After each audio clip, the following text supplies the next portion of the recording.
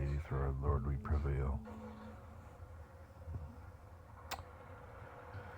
I'm doing this video because once again we have a medical provider or his nurses I have that are trying to screw me over and mess with my health. They're trying to screw me over by, and I'm being very blunt and using very direct language because I have faith that if I follow the sacraments in death, I'll be okay. But I'm absolutely disgusted with what has happened to my daughters and myself. I am absolutely disgusted. The amount of people, judges, doctors, VA administrators, police, nurses, social workers, a lot of them,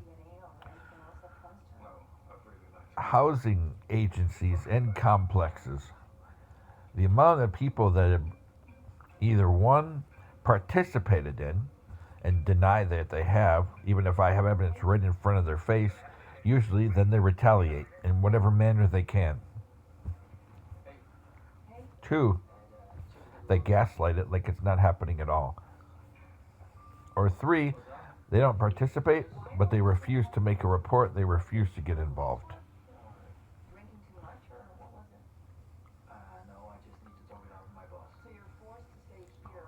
You know, it's not just the African American community. I mean, largely, yes. But then when you consider the population of the city of Saginaw, and you consider the townships or the areas that we've lived the past 8 years, you know, it explains quite a bit. And the fact that some of the people that target us are African Americans who really like to use social media, and some that are connected to some groups that, some racial religious groups that that are really adept at using social media. And but that being said, you know, you can't blame all of a particular group for the actions of an individual or a couple of individuals or even part of the group, but it does reflect on that group's character. And, you know, we saw a lot of this after 9/11, people pointing fingers at the Muslim community, pointing fingers at the Arab community, pointing fingers at the Sikh and, you know, the Punjabi community. And let's see who else. I guess that was about it. But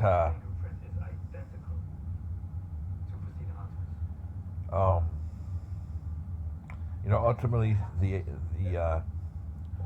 all of those communities, well, the ones that were directly involved, specifically the Muslim community and the Arab community, they took a deep look at themselves, and that's when you started to see people stepping forward and saying, look, I know what's going on. I don't want my community to be denigrated in popular culture because of the actions of a few, so I'm telling what I know. And that shifted things.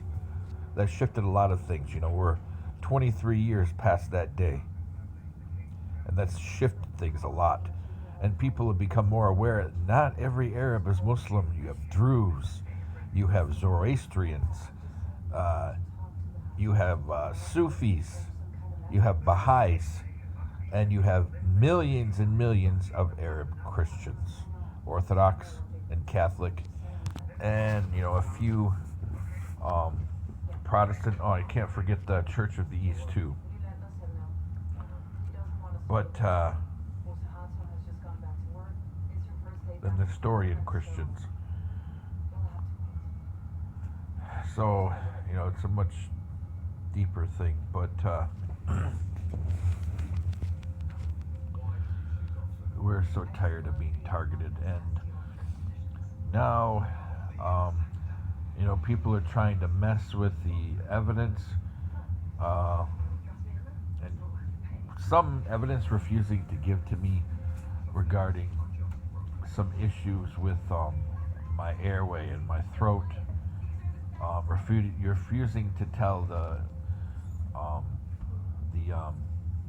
the eosinophil counts of samples, um,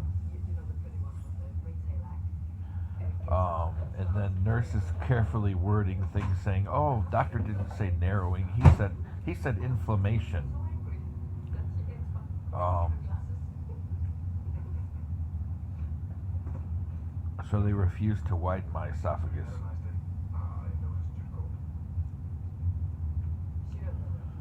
Um,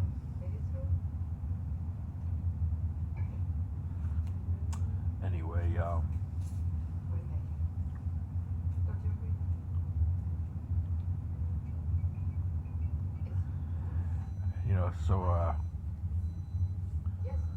so I'm doubtful if we can get good care at Covenant. Um,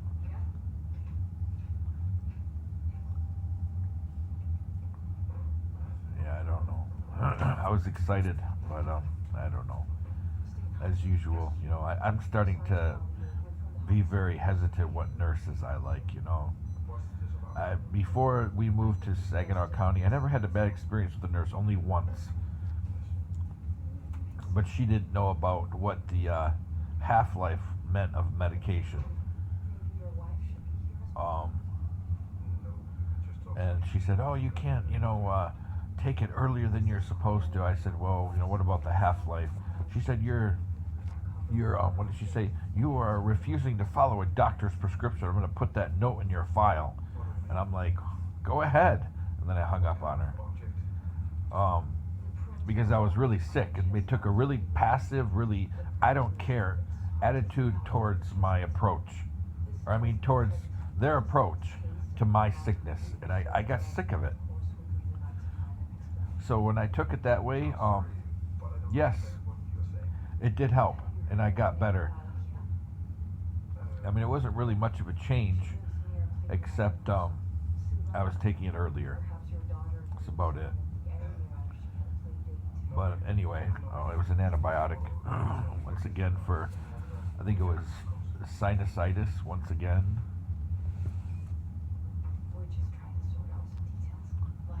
But they give me a first generation antibiotic, which people with repeat sinusitis without a swab, you are supposed to assume it's staph or strep. So you need to give a good antibiotic.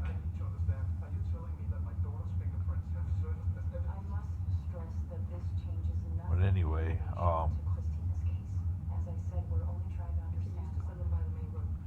so yeah, it's kind of apparent that they're holding stuff back, and they refuse to let me determine my health care, based on evidence and the doctor's recommendations. And they won't give me all the information. And they're, the nurse, I can't say the doctor, but it's almost like the nurse is trying to reword stuff. From my research, when you have a ring in your esophagus, that's either inflammation or damage.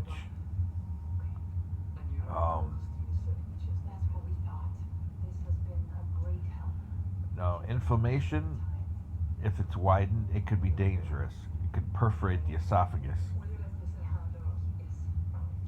But when, I'm just picking apart, but if there was inflammation in the esophagus, there would be eosinophils.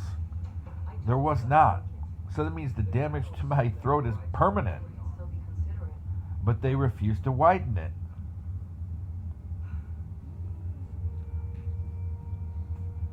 So I'm just documenting this and putting it out too. I hate making this YouTube video about me telling about things happening to us, targeting. I wanted to keep it focused on helping other people who are having difficulties with extremist groups, QAnon, racial extremist groups. There's a lot of them out there. Anti-American groups. Or if somebody's got a sovereign citizen that's targeted them. There's so much out there. Me Too movement. There's people out there that are so into this movement they target people.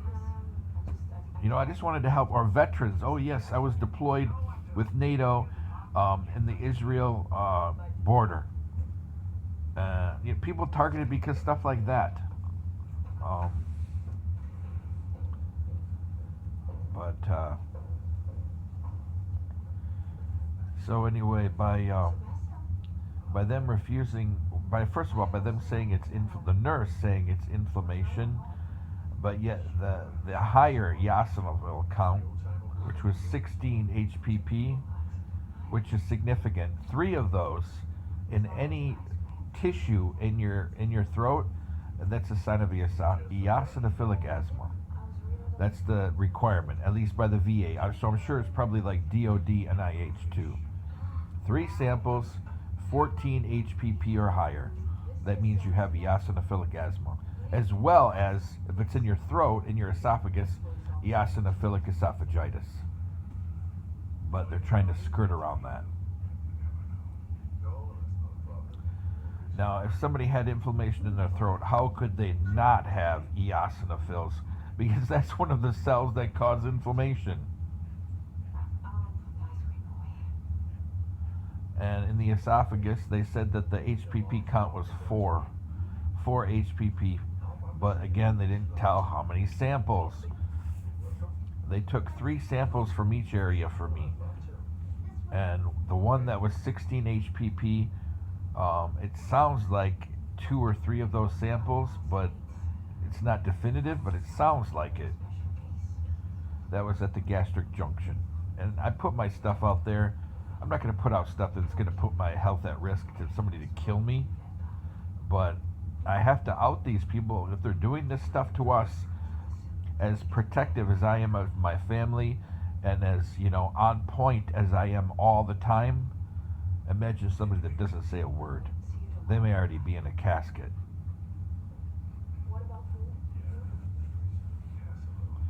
Telling people, I don't know exactly. I know some of these people are QAnoners. I know. I've seen people in Saginaw County with license plates. It's crazy. People with bumper stickers. It's crazy. I understand liking a president, but people don't realize. This is the thing. People don't realize not all QAnoners are Republican. We have encountered direct evidence that there's some that are Democrat too. That's being hidden. Just like people are hiding the thousands of non-white QAnoners. There are thousands. And there's some racial religious groups that are a lot of QAnoners. I'm not going to go through the list. That's another video. But some of them you'd be very surprised.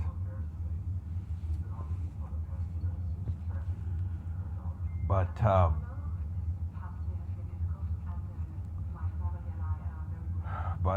by them doing this and refusing to widen my throat, my esophagus, saying, "Oh, take the medication."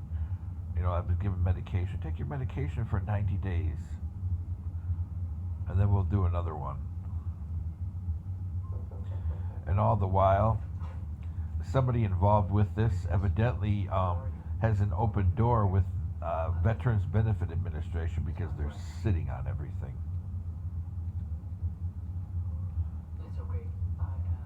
And then including Ann Arbor, saying, trying to really, really exaggerate and over dramatize, a slight problem with one organ. But I don't see the evidence that organ is failing. I don't see it there. And even though some of the Saginaw VA people, I really don't trust them. Science is science. And even though some of my cells are abnormal, which does point to some kind of systemic inflammatory problem that's non-diabetes related, because it was there before the diabetes. Still other things, that would show failure of this particular organ. It's not there. It could be that fatty deposits along with inflammation from some kind of chronic inflammatory problem are what have made this organ look the way it does. But, this video isn't about that. But all the time, the VA's Veterans Benefits Administration, Compensation and Pension, they're just sitting on stuff. They've been sitting on one very simple thing that's just reading one paragraph for over 3 weeks. And it's a paragraph that they should have read in the beginning anyway. I really believe that, one of the contractors that's evaluating my medical care is based out of Wisconsin. We live in a place now that is a foreign LLC that's licensed out of Wisconsin, where we are targeted so much and nobody does anything. They just move people around to a different apartment and sometimes to another side, and other times people just have somebody else rent the apartment for them under a different name.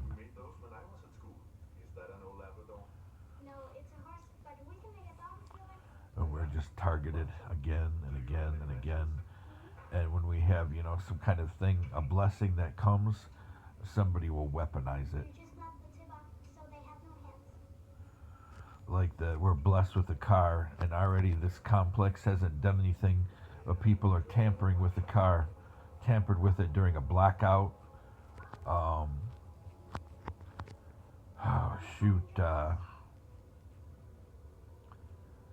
There was about 2 or 3 hours that it wasn't monitored, the car.